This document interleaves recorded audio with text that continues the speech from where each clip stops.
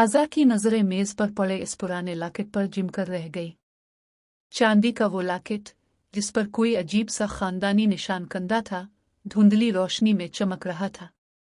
इसका दिल इतनी जोर से धड़क रहा था जैसे सीने से बाहर निकल आएगा।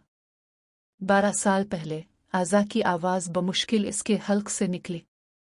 तुम झूठ बोल रहे हो सुल्तान। मैं 12 साल पहले कभी यहाँ नहीं आए। मैं तो इस शहर से ही वाकिफ नहीं थी। सुल्तान ने एक गहरा सांस लिया और चंद कदम चलकर आज़ा के बिल्कुल करीब आकर खड़ा हो गया। इसकी आंखों की गंभीरता आज़ा को खुद में जकड़ती हुई महसूस हुई। इंसान का दिमाग अक्सर उन यादों को दफन कर देता है आज़ा, जो उसे बहुत ज्यादा तकलीफ पहुंचाती हैं, सुल्तान ने धीमे लेकिन काटदार लहजे में कहा। लेकिन हवेली की ये दीवारें, ये पुराने दालान और ये लॉकेट, ये झूठ नहीं बोलते। सुल्तान ने आगे बढ़कर लॉकेट उठाया और उसका बारीक सा लॉक खोला। अंदर एक छोटी सी तस्वीर थी, एक नन्ही लड़की की, जिसकी आंखें बिल्कुल आज़ा जैसी थीं और उसके बराबर में एक बूढ़ा शख्स खड़ा मुस्करा रहा था। यह तुम्हारे दादा मीर जलाल अल-दीन हैं, सुल्तान ने तस्वीर आज़ा के सामने करते हुए कहा। और ये तुम हो। 12 साल पहले इसी हवेली में आग लगी थी, जिसमें तुम्हारे वालिदैन झुलस कर मारे गए थे। तुम्हें यहाँ से गायब कर दिया गया ताकि तुम इस जायदाद पर कभी अपना हक न जता सको। आज़ा ने लरसते हाथों से वो लॉकेट थामा।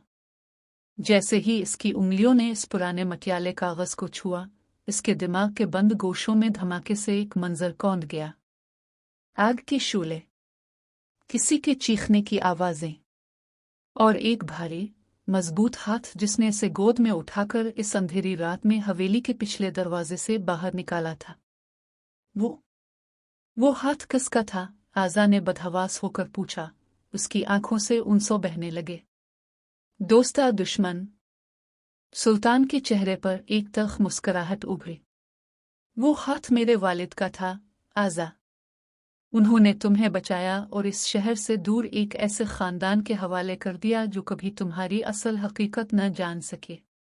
लेकिन मैंने वादा किया था कि मैं मीर जलाल अल-दीन की आखिरी वारिस को इसका हक वापस दिलाऊंगा।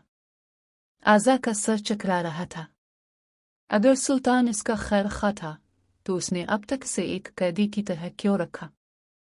उसे सच बताने में इतनी देर क्यों की? अगर तुम मेरी मदद कर रहे थे, तो मुझे यहाँ कैद क्यों किया? आज़ा ने चीख कर पूछा। सुल्तान ने खिड़की से बाहर रात के अंधेरे में देखते हुए कहा। क्योंकि जो लोग 12 साल पहले तुम्हारी जान के दुश्मन थे, वो आज भी इसी हवेली के आसपास घूम रहे हैं। तुम्हें कैद रखना मेरी मजबूरी थी आज़ा, क्योंकि बाहर तुम्हारी मौत खड़ी है।